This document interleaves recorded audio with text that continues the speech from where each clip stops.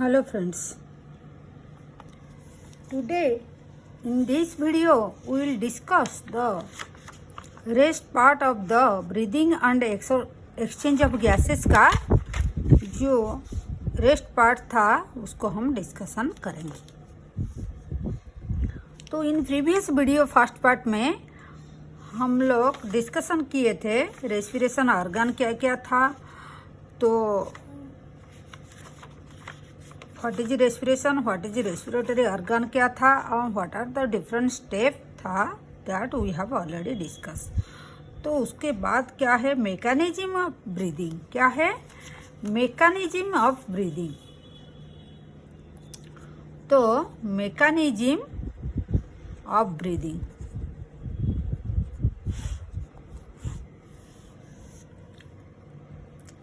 इसमें क्या क्या टर्म क्या क्या आता है।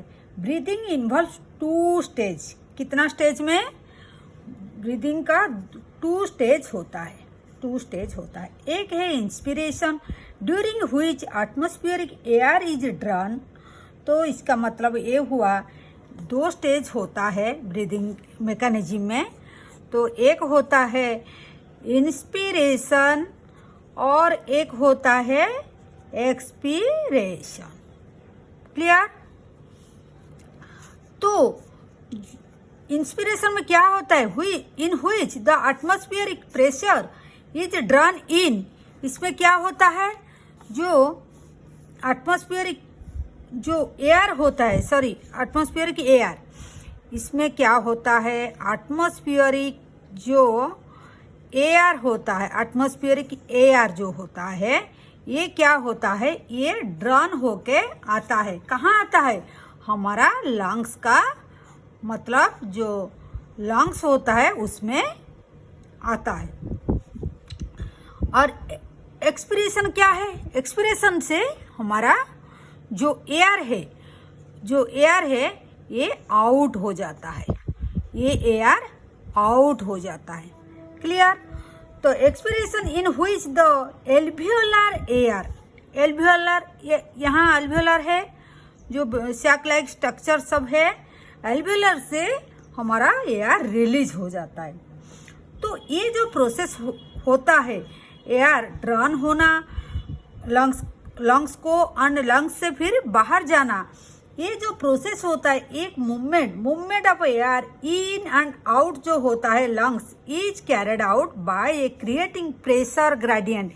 ये जो होता है ड्यू टू किसका वजह से, प्रेशर ग्रेडियंट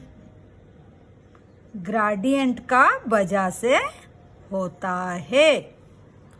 ठीक है? तो प्रेशर ग्रेडियंट किसका बीच में होता है, लंग्स, ये जो लंग्स एंड एटमॉस्फेयर एयर का बीच में होता है। तो इंस्पिरेशन क्या ना कर, अगर हम दोनों इस तरफ इंस्पिरेशन का बात, ये इस तरफ इंस्पिरेशन का बात डिस्कशन करेंगे, ये एक्सपिरेशन। इंस्पिरेशन में क्या होता है, देखिए इंस्पिरेशन जब होता है हियर, जब इंस्पिरेशन होता है क्या होता है, क्या ना कर, if the pressure with in the lungs, जिसको हम इंट्रापल्मोनरी प्रेशर बोलते हैं, is less than the atmospheric pressure, ये क्या होता है, लेस हो जाता है एटमॉस्फेरिक प्रेशर से। There is a negative pressure in the lungs which respect to atmospheric pressure. तो इसका मतलब वो बोलता है ये लंग्स का अंदर में एक नेगेटिव प्रेशर क्रिएट हो जाता है आज कंपेयर टू एटमॉस्फेरिक, यहाँ कंपैरिजन टू एटमॉस्फेरिक प्रेशर का कंपैरिजन है। ये जो लंग्स का जो प्रेशर है एल्वियोलर, मतलब लंग्स का जो प्रेशर है ये कम हो जाता है, लंग्स का प्रेशर एटमॉस्फेरिक प्रेशर से कम हो जाता है। तो हम लोग क्या पढ़े हैं, तो जब प्रेशर हमेशा, एयर हमेशा कहाँ, हाई प्रेशर से लो प्रेशर को मूव करेगा, हाई प्रेशर से लो प्रेशर को मूव करेगा। तो जब एटमॉस्फेयर में हाई प्रेशर हो जाता है, यहाँ लो हो जाता है, तो एयर एटमॉस्फेयर से लंग्स को ड्रॉन हो जाएगा। Clear clear. Then will go for the expiration. Expiration में क्या होता है? Take place when the intrapulmonary pressure, intrapulmonary pressure मतलब वही जो लंग्स का अंदर में जो प्रेशर है is higher than the atmospheric pressure. जब वो एटमॉस्फेयर प्रेशर से ये प्रेशर ज़्यादा हो जाएगा, मतलब ये लंग्स का जो प्रेशर है इसका प्रेशर ज़्यादा हो जाएगा आज कंपेयर टू द, ये कम हो जाएगा, ये ज़्यादा हो जाएगा, ये कम हो जाएगा एटमॉस्फेयर प्रेशर। तब क्या होगा? एयर यहाँ से बाहर चला जाएगा। That is expiration, that is expiration. Clear. तो फिर क्यों प्रेशर क्रिएट होता है, नेगेटिव प्रेशर और पॉजिटिव प्रेशर क्यों होता है, उसको भी डिस्कशन करेंगे। तो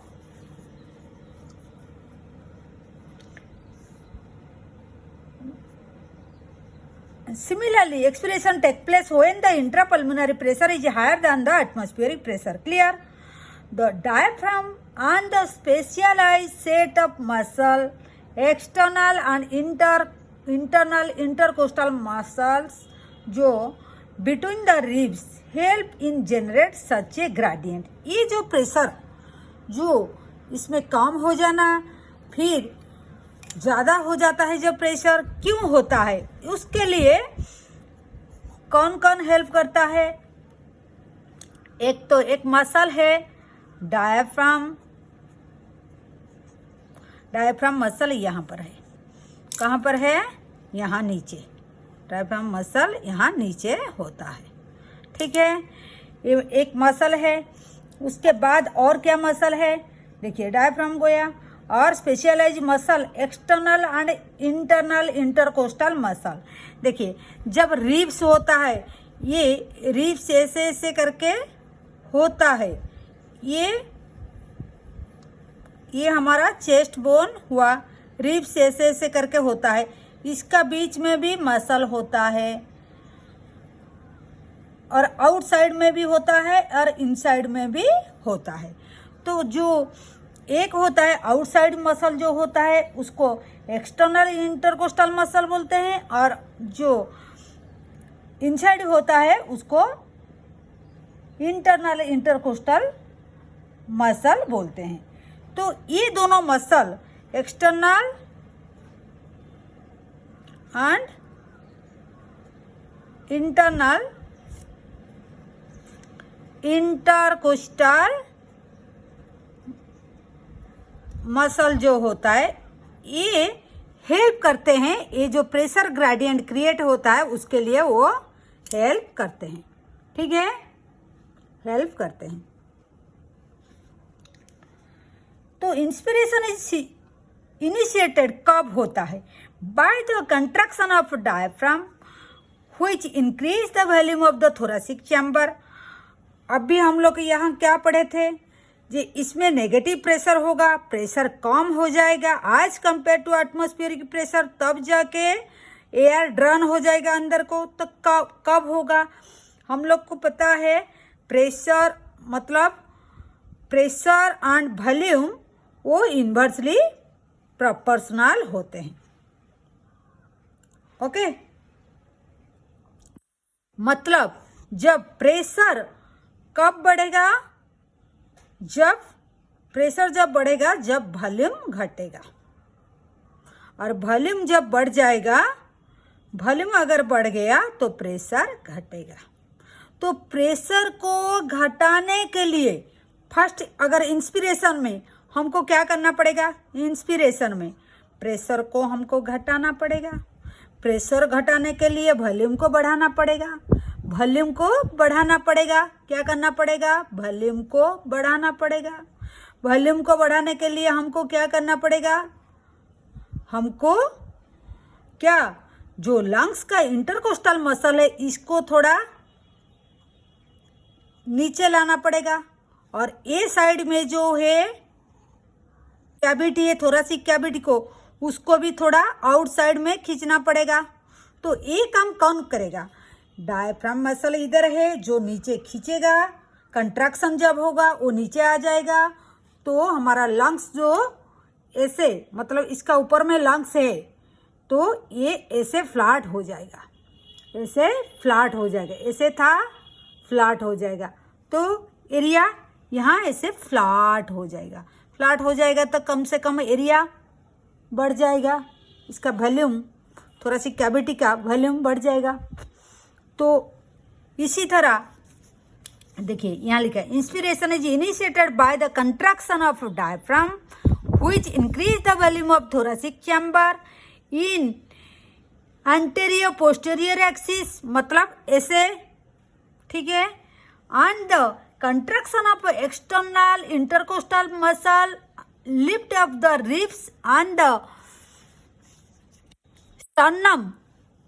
स्टर्नम जो ये सामने वाला बोन है, causing and increase the volume of thoracic chamber, मतलब डायफ्राम नीचे आता है, वॉल्यूम बढ़ जाता है, फिर हमारा जो एक्सटर्नल इंटरकोस्टल मसल होता है वो भी ऐसे करके एक्सपांड कर जाता है। तो नीचे भी एयर भी बढ़ गया, नीचे भी एयर बढ़ गया और इस तरफ भी एयर वॉल्यूम बढ़ गया, वॉल्यूम बढ़ गया।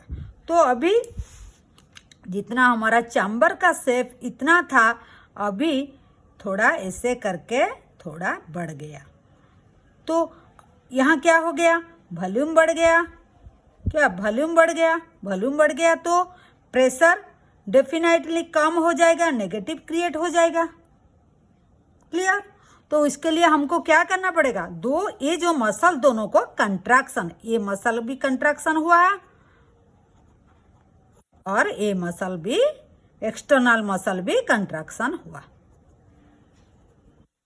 ठीक है,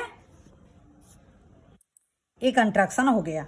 तो यहाँ प्रेशर कम हो गया। प्रेशर कम जब हो जाएगा तो एटमॉस्फेयर से एयर आ जाएगा, थ्रू नोज हम ट्रकिया देके एयर आ जाएगा लंग्स का अंदर में। Clear? I think clear. Like that उसका रिवर्स होगा एक्सपिरेशन में। उसका रिवर्स क्या होगा? ये मसल रिलैक्स हो जाएगा, ये मसल डायफ्राम मसल जो खींचा हुआ था, नीचे आ गया था, अगर वो रिलैक्स हो जाएगा, अगेन एक कर्व शेप हो जाएगा। और ये जो इतना वॉल्यूम बढ़ गया था वो भी रिलैक्स हो जाएगा, तो वो भी ऐसे कंट्रैक्ट हो जाएगा। ये एक्सपांड हुआ था, अभी ये कंट्रैक्ट हो जाएगा। तो यहाँ क्या होगा? वॉल्यूम क्या हो गया? वॉल्यूम कम हो गया। वॉल्यूम जब कम हो जाएगा, प्रेशर हमारा बढ़ गया, तो पॉजिटिव प्रेशर हो गया। एटमॉस्फेयर में नेगेटिव है, तो यहाँ से definitely air will be go outside, चला जाएगा, बाहर चला जाएगा। That is expiration. क्लियर? चलिए आगे क्या दिया हुआ है देखिए। तो यहाँ दिया हुआ था the sternum causing the increase of the volume thoracic chamber in dorsoventrally. Dorsoventrally मतलब ऐसे, एंटेरियर पोस्टीरियर मतलब ऐसे बॉडी का ऐसे, और डर्सोवेंट्रली मतलब ऐसे, दोनों तरफ एक्सपांड करेगा। तो definitely the volume will be increase. तो overall increase in the thoracic volume cause the similar increase of pulmonary volume increase हो जाएगा। पल्मोनरी वॉल्यूम इंक्रीज हो जाएगा। तो an increase pulmonary volume decrease the intra pulmonary pressure, जो बोल दिए volume जब डिक्रीज करेगा इसका प्रेशर, जब volume decrease the intra pulmonary pressure to less than the atmospheric pressure which force air from the outside move into the lungs, ये जो बोले थे इंस्पिरेशन में। और जब वॉल्यूम फिर कम हो जाएगा, रिलैक्सेशन हो जाएगा diaphragm and intercostal muscle, the return to the diaphragm and sternum to the normal position, reduce the thoracic volume, volume कम हो गया, and thereby the pulmonary volume, जो थोरेसिक कैविटी का वॉल्यूम कम हो जाएगा तो पल्मोनरी वॉल्यूम भी, मतलब लंग्स का जो उसका कैपेसिटी भी कम हो जाएगा। This lead to increase in intra pulmonary pressure, pressure बढ़ जाएगा यहाँ to slightly above the atmospheric pressure, causing the क्या क्या क्या होगा, तो एयर को वो बाहर फेंकेगा, मतलब बाहर एक्सपिरेशन हो जाएगा। We have the ability to increase the strength of the inspiration and expiration with the help of the additional muscle in the abdomen, तो एब्डोमेन में मसल भी कुछ हेल्प करता है। On average the healthy human breath 12 to 16 times minutes लेता है, breath करता है। तो the volume of the air involve in the breathing movement can be estimated by using spirometer which help in the clinical assessment of pulmonary function.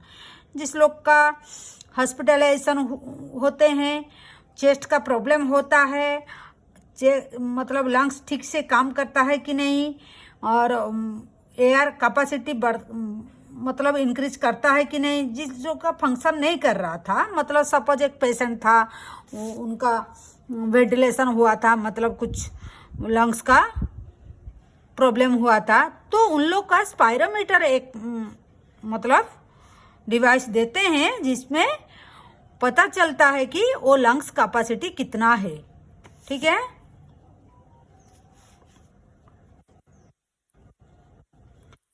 तो आगे चलते हैं। ये था, देखिए ये डायग्राम में भी आप लोग को पता होगा, ये देखिए ये डायफ्राम मसल है, कंट्रैक्ट जब होता है, और ये भी रिब्स एंड स्टर्नम जो मसल है, बोन है, वो आगे एक्सपांड हो जाता है, तो रिब केज का वॉल्यूम बढ़ जाता है, पल्मोनरी जो कैपेसिटी है वो भी बढ़ जाता है। तो बढ़ जाने से एयर आ जाता है लंग्स का अंदर को। फिर जब उसका रिवर्स हो जाता है, मतलब डायफ्राम जब रिलैक्स हो जाता है और rib sternum return to the original position को आ जाता है, definitely the volume will be कम, मतलब कम हो जाता है। कम हो जाने से प्रेशर इंक्रीज करता है, यहाँ प्रेशर ज़्यादा हो जाएगा, यहाँ कम हो जाएगा, तो प्रेशर हमेशा एयर हाई प्रेशर से लो प्रेशर को जाएगा, तो एक्सपेंशन में चला जाएगा एयर बाहर। क्लियर? आई थिंक बहुत सिंपल है, ये समझ में आ गया होगा। ठीक है, ओनली दिस मैकेनिज्म को यू हैव टू रिमेंबर। जब प्रेशर बढ़ता है वॉल्यूम, जब घटता है प्रेशर इंक्रीज होगा, और वॉल्यूम कब घटाना है, कब घटता है, और कब, ये मसल का वजह से, कंट्रैक्शन रिलैक्सेशन का वजह से। Then after will go for the different type of volume, respiratory volume और कैपेसिटी जो है उसको डिस्कशन करेंगे। फर्स्ट है tidal volume, the volume of air inspire और एक्सपायर। टाइडल वॉल्यूम क्या है? देखिए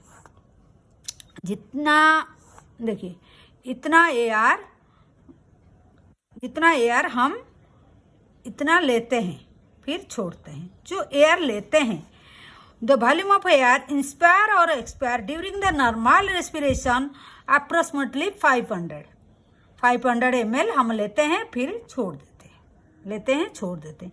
वही जो 500 को हम क्या बोलेंगे, उसको टाइडल वॉल्यूम बोलेंगे, 500 ओके ml। ओके, तो हेल्दी मैन कैन इंस्पायर और एक्सपायर अप्रोक्सीमेटली 6000। कैसे 6000? कैसे? देखिए ये लेता है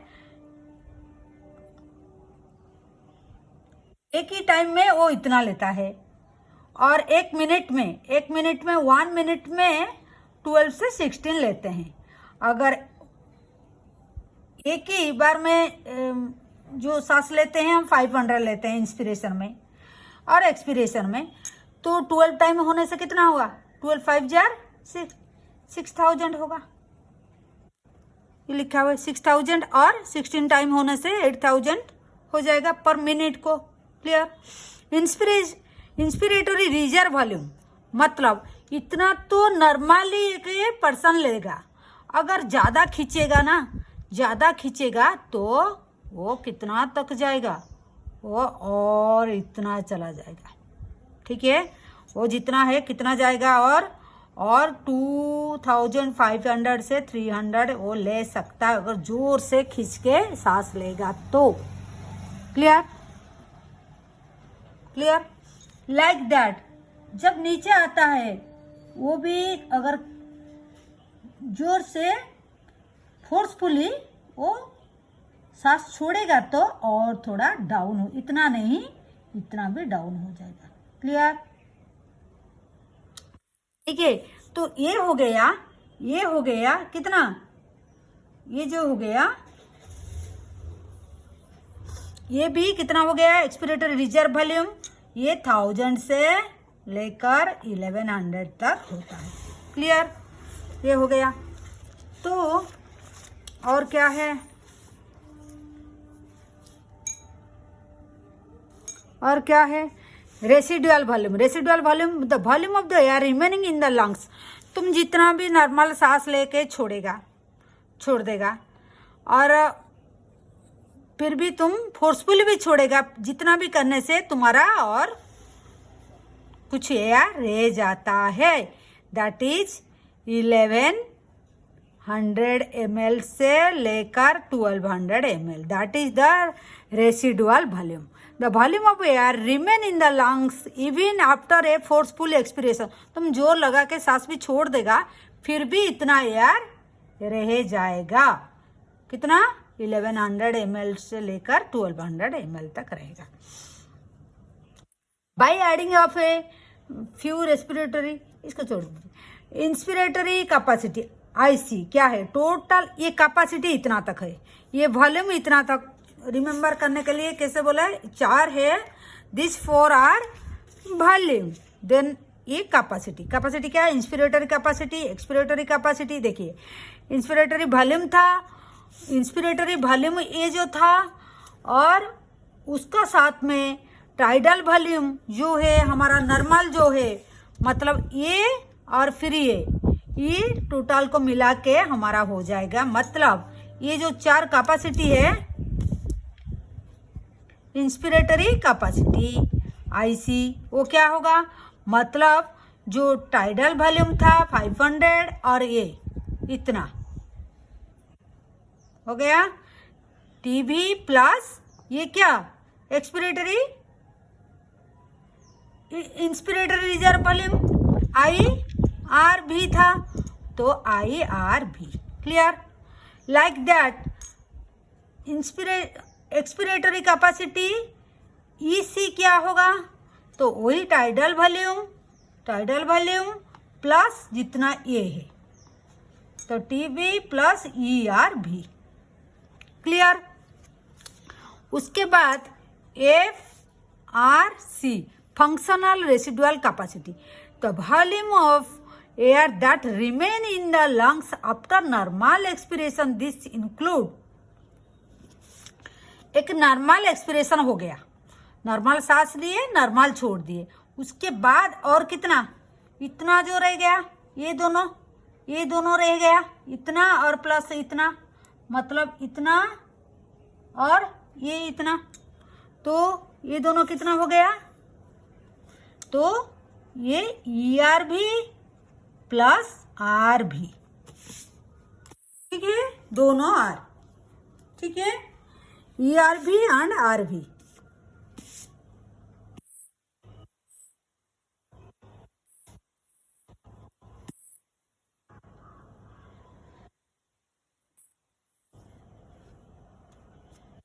ठीक है, ये हो गया।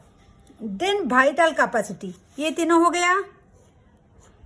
गया, देन और 2 है vital capacity VC। Vital capacity क्या है, ये तीनों को मतलब ए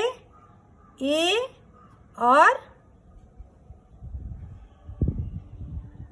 देखिए ERV ER भी मतलब ये इतना, T भी एंड IR भी, मतलब टाइडल वॉल्यूम जो है मतलब इतना से लेकर इतना तक, मतलब IR भी प्लस T भी टाइडल वॉल्यूम प्लस ER भी हो गया। ये है वाइटल कैपेसिटी हो गया। देन लास्ट है टोटल लंग्स कैपेसिटी TLC। ये क्या है? ये चारों को, मतलब ये तीनों प्लस उसका साथ में RB प्लस ये तीनों मतलब वाइटल कैपेसिटी BC, ये तीनों को प्लस कर देगा। तो ये हो गया कैपेसिटी। ठीक है, तो अब तक क्या देखे हम? मतलब मैकेनिज्म ऑफ ब्रीदिंग और what are the different capacity और volume of the respiratory volume और कैपेसिटी।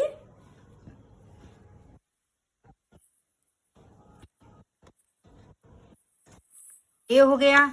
देन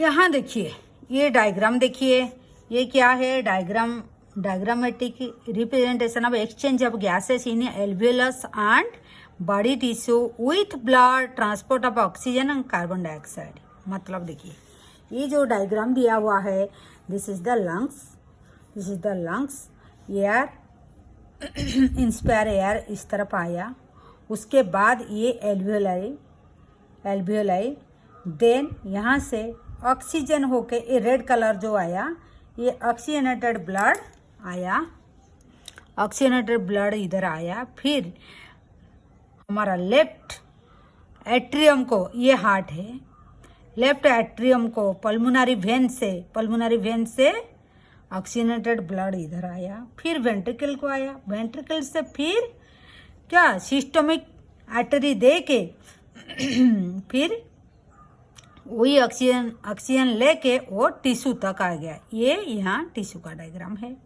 टिश्यू आ गया। टिश्यू में वो ऑक्सीजन दे दिया ब्लड से ऑक्सीजन टिश्यू को आ गया। फिर टिश्यू से कार्बन डाइऑक्साइड, टिश्यू में कार्बन डाइऑक्साइड है, मेटाबॉलिक प्रोसेस चल रहा है, कार्बन डाइऑक्साइड वेस्ट प्रोडक्ट निकलता है, तो वही कार्बन डाइऑक्साइड फिर वही ब्लड कैपिलरीज में और वेन में जाएगा। कहाँ जाएगा? फिर राइट एट्रियम, हार्ट का राइट एट्रियम में एंट्री लेगा। फिर यहाँ से वेंट्रिकल को आएगा, राइट वेंट्रिकल के आएगा, राइट वेंट्रिकल से फिर कहाँ? राइट वेंट्रिकल से कोई डीऑक्सीजनेटेड ब्लड, जो ब्लू कलर का दिया हुआ है डीऑक्सीजनेटेड ब्लड, मतलब कार्बन डाइऑक्साइड ब्लड में ज़्यादा है, तो वो जाएगा। फिर पल्मोनरी आर्टरी दे के लंग्स को जाएगा, लंग्स से मतलब दे के यहाँ ब्लड जाके लंग्स कैपिलरी में जाएगा, लंग्स से फिर कहाँ? आउट, बाहर को चला जाएगा। ठीक है,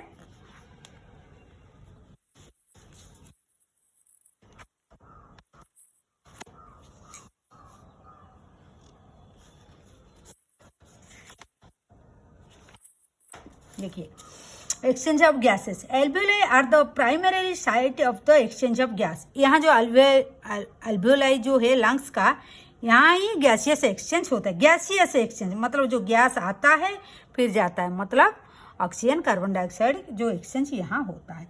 exchange of gas also occur between the blood and tissue. यहाँ भी होता है, यहाँ भी होता है, दो साइड में देखा। और जो पैसेज हुआ ओनली कैरी होता है, oxygen and carbon dioxide are exchanged in this side by a simple diffusion mainly by the pressure or concentration gradient. मतलब ये जो ऑक्सीजन और कार्बन डाइऑक्साइड जो एक्सचेंज होता है वो कौन सी मेथड से होता है? सिंपल डिफ्यूजन मेथड से होता है, मतलब जो मेम्ब्रेन में पास करके जाएगा, दैट इज कॉल्ड डिफ्यूजन। कोई फोर्स नहीं लगता है, सिंपल डिफ्यूजन से जाता है। Mainly base upon the pressure gradient, मतलब किसका ऊपर में डिपेंड करता है? वो प्रेशर ग्रेडियंट का ऊपर, मतलब कंसेंट्रेशन ऑफ द और सॉल्युबिलिटी ऑफ गैस, जो गैस का कितना सॉल्युबिलिटी है ब्लड का साथ में, उसका वो जो मेम्ब्रेन में पास करके आएगा उसका थिकनेस का ऊपर में भी डिपेंड करता है।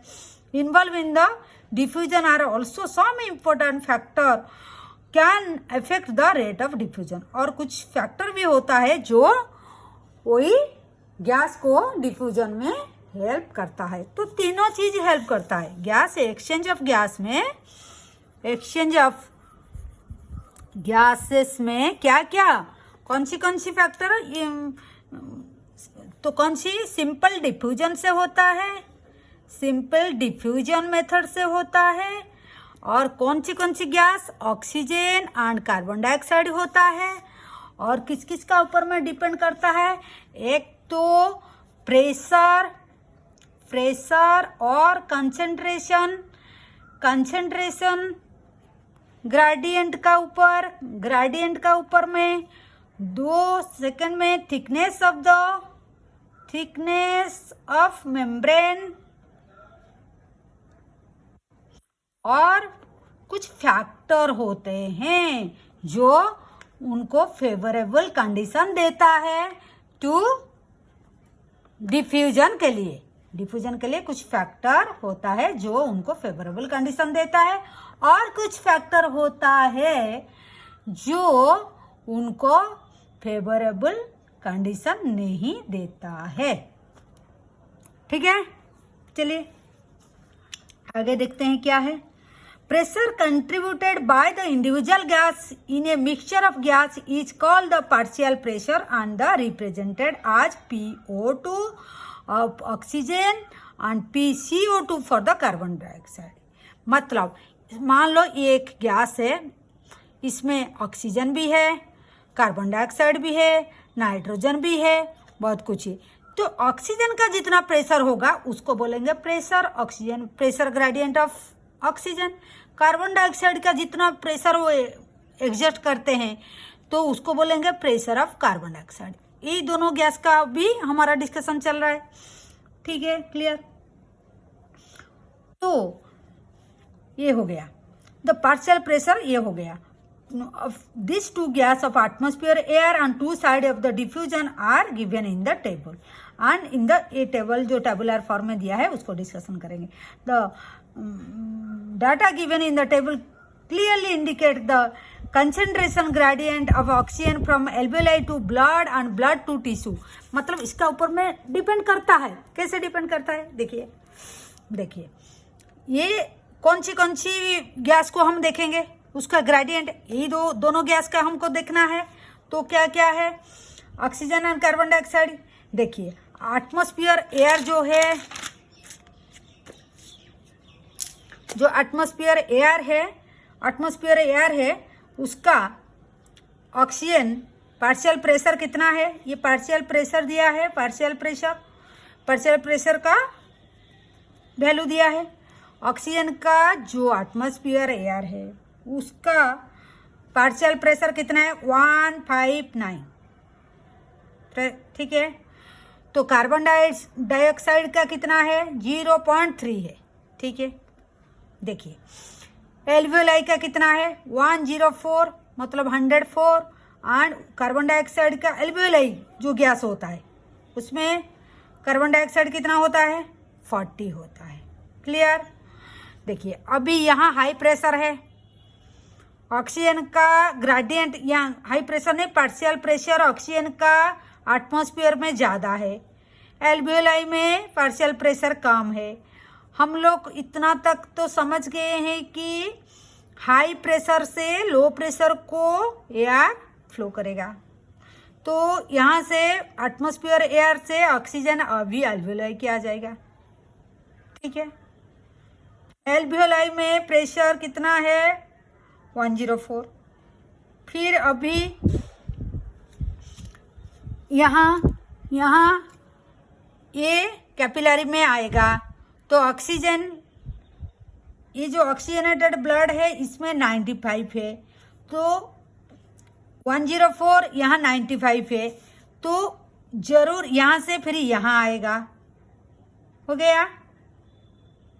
फिर ऑक्सीजनेटेड ब्लड इसमें आ रहा है जो वो कितना 95 लेके आया, वो हार्ट में गया, हार्ट से 95 पार्शियल प्रेशर जो ब्लड आता है टिश्यू तक उसका 95 है।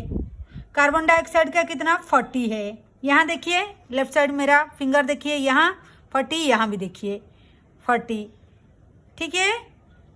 तो 95 ऑक्सीजन इधर है टिश्यू में, लेकिन ऑक्सीजन 40 है, तो 95 से यहाँ प्रेशर पार्शियल प्रेशर ज़्यादा है, टिश्यू में कम 40 है, तो डेफिनेटली तो ब्लड वेसल से टिश्यू को आएगा। क्लियर है कि नहीं? सिंपल, वेरी सिंपल है।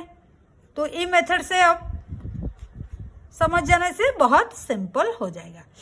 देखिए अभी टिश्यू में, देखिए अभी टिश्यू में 45 हो गया, टिश्यू में 45 है। फिर जो यहाँ देखिए डीऑक्सीजनेटेड ब्लड जो कैपिलरीज है और ब्लड वेसल जो है उसमें हो गया कितना, यहाँ कार्बन डाइऑक्साइड 45 है, यहाँ कार्बन डाइऑक्साइड ब्लड को जाएगा, ठीक है। तो यहाँ 45 कार्बन डाइऑक्साइड, यहाँ 40 हो गया ऑक्सीजन। तो यहाँ अगर 40 हो गया ऑक्सीजन तो यहाँ ऑक्सीजन कितना 104, तो यहाँ कार्बन डाइऑक्साइड कितना 45, यहाँ 40, तो कार्बन डाइऑक्साइड यहाँ से यहाँ जाएगा क्योंकि यहाँ 45 है, यहाँ ऑक्सीजन नहीं, इससे ऑक्सीजन नहीं जाएगा, कार्बन डाइऑक्साइड जाएगा क्योंकि ऑक्सीजन यहाँ ज्यादा है, ठीक है। तो जहां प्रेशर ग्रेडियंट ज्यादा होता है जो गैस का, वो लोअर प्रेशर ग्रेडियंट प्लेस को जाएगा। ये टेबुलर फॉर्म को याद रखना है, ठीक है।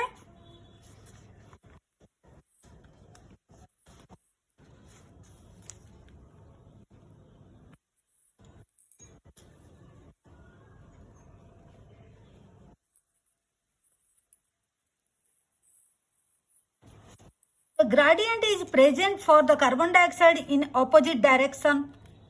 Opposite direction में यहाँ लिखा हुआ है to from the tissue to the blood and blood to the alveoli. As the solubility of carbon dioxide is 20 to 25 times higher than the oxygen. ये क्या है? एक बात दिया है कार्बन डाइऑक्साइड का क्या सॉल्युबिलिटी, इसका सॉल्युबिलिटी वो जो ब्लड वेसल में जितना सॉल्युबल होगा इसका सॉल्युबिलिटी ज्यादा है, मोर। कितना मोर है? 20 से लेकर 25 मोर है देन किससे? ऑक्सीजन से। मतलब ये ज्यादा है किससे? ऑक्सीजन से, ठीक है। ऑक्सीजन से इसका क्या सॉल्युबिलिटी ज्यादा है। The amount of carbon dioxide that is diffused through the diffusion membrane per unit difference partial pressure is much higher than the oxygen. Question आएगा ऑक्सीजन से ये इसका सॉल्युबिलिटी क्यों ज्यादा है? मतलब क्योंकि ये 20 to 25 times higher solubility than the oxygen, ठीक है। The diffusion membrane is made up of 3 layer. देखिए ये डिफ्यूजन मेम्ब्रेन जो है ये एल्वियोलर कैविटी है, यहाँ लंग्स का एल्वियोलाई, ये ब्लड कैपिलरीज है, ब्लड कैपिलरीज ये है, इसका ब्लड कैपिलरीज और इसका बीच में एक बेसमेंट मेम्ब्रेन होगा, दोनों बीच में। तो यहाँ लिखा है 3 मेजर लेयर, मतलब एक लेयर इसका और एक लेयर और यहाँ एक येलो लेयर है, तीनों लेयर होता है। तो squamous epithelium of alveoli, alveoli का स्क्वामस एपिथेलियम, ठीक है। Squamous epithelium of alveoli, endothelium of alveolar capillaries, ये ठीक है। ऑन द बेसमेंट मेम्ब्रेन, जो येलो कलर का बीच में जो है बेसमेंट मेम्ब्रेन, तो basement substance is between them, उसका बीच में। However it is total thickness is much less than the millimetre. कितना भी यहाँ जूम करके दिखा गया है, फिर भी वो बहुत less than the, very much less than the millimetre. There are also the factor in our body that are favorable for the diffusion of oxygen from alveoli to tissue. alveoli से जब टिश्यू को आता है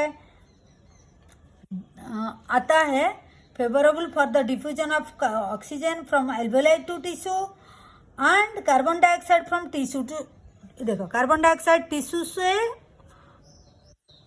capillary को जाता है और capillary से आता है किसे, एल्वियोलाई से आता है टिश्यू को। कुछ फेवरेबल कंडीशन भी जरूरत होता है। तो ये था, इतना तक था। क्या ये एक्सचेंज, गैसियस एक्सचेंज कैसे होता है, यहाँ हमारा एल्वियोलाई से लेकर टिश्यू तक कैसे होता है फ्लो, ये सिस्टमिक फ्लो होता है और ये पल्मोनरी फ्लो कैसे होता है, ये दोनों सिस्टम दिया है इसमें।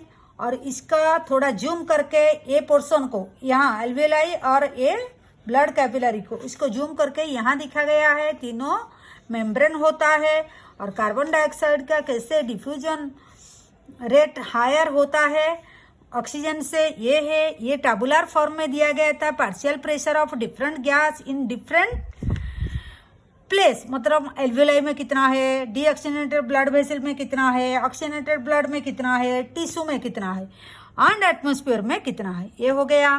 What are the different capacities and volume of the respiratory, volume और कैपेसिटी जिसको बोलते हैं, यहाँ तीनों वॉल्यूम था और यहाँ कितना 5 कैपेसिटीज था जो बोले हैं, हम डिस्कशन किए हैं। और यहाँ एक पॉइंट था जो डिफ्यूजन किस किस का ऊपर में डिपेंड करता है, ये भी डिस्कशन किए हैं। तो mechanism of breathing, inspiration expiration, बहुत बार एग्जाम में ये सब आता है। कौन सी मसल हेल्प करता है, क्या कैपेसिटी है, नीट में ये तो बार बार आता है क्वेश्चन, नो डाउट। एक चैप्टर से आपको 3-4 क्वेश्चन मिनिमम आ जाता है। क्लियर, ये सेकेंड पार्ट में इतना था। तो और जो थर्ड पार्ट में हम ये जो transport of oxygen and carbon dioxide and disorder, ये बहुत छोटा सा वीडियो होगा, 10 मिनट्स में ख़त्म हो जाएगा। तो आज के लिए, मतलब ये सेकेंड पार्ट के लिए इतना, तो इतना है। तो ये जो आज डिस्कशन किए हैं ये तीनों हो गया, एक्सचेंज ऑफ गैस तक हो गया हमारा, मैकेनिज्म ऑफ ब्रीदिंग हो गया, कैपेसिटीज और वॉल्यूम ऑफ रेस्पिरेटरी हो गया। तो आज के लिए इतना।